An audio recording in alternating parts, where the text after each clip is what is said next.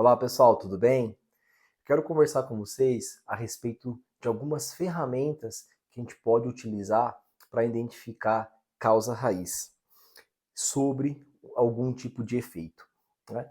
Essa ferramenta que a gente pode utilizar como primeiro passo, a gente pode utilizar o Ishikawa, né? Conhecido como a espinha de peixe ou causa e efeito, né?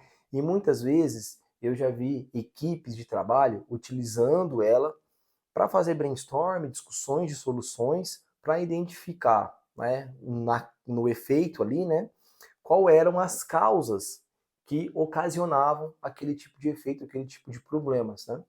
E muitas vezes as equipes se limitam a discutir ali poucas variáveis, ou seja, poucas causas, né? Por quê? Porque quando se coloca muitas causas, gera um pouco de dificuldade para poder fazer todo o entendimento. Só que veja bem, aí entra uma segunda ferramenta que pode nos auxiliar. Eu já fiz projetos dos quais foram levantados mais de 200 variáveis na espinha de peixe, no efeito ali do Ishikawa. Mas aí vem a pergunta, como trabalhar com 200 causas? Como fazer análise disso e plano de ação para poder melhorar aquele tipo de efeito, aquele indicador ali? E aí vem essa segunda ferramenta, que é a matriz de causa e efeito, aonde essa matriz a gente consegue correlacionar qual é o tamanho do impacto que se tem dessas causas que foram levantadas sobre as principais métricas do efeito. E essa pontuação segue uma pontuação estatística que nos ajuda a correlacionar as causas com as métricas. E isso gera uma pontuação. Em cima dessa pontuação, é possível fazer uma estratificação utilizando a terceira ferramenta, que é o Pareto, ou seja, o 80-20.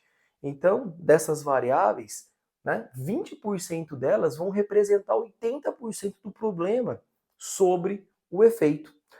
Mas, Fernando, e esse projeto do qual você mencionou, de mais de 200 variáveis que vocês levantaram, mesmo assim, vai ser muitas variáveis, quase na casa aí de 40 variáveis, ainda assim é muito para se fazer. Aí vem uma quarta ferramenta que a gente pode utilizar, que é o diagrama de afinidades. E essas variáveis, entender o quanto cada uma tem afinidade com a outra.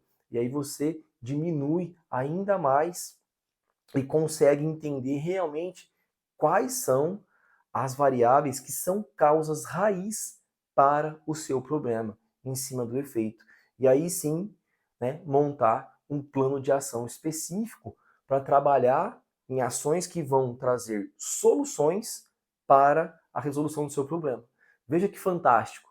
Então, né, um método onde a gente pode entender com várias ferramentas uma sequência lógica de utilização para conseguir realmente, de fato, determinar como resolver um problema e para que ele não volte a acontecer. Então, plano de ação bastante importante. E como sugestão de plano de ação, né, uma outra ferramenta, que é o 5W2H.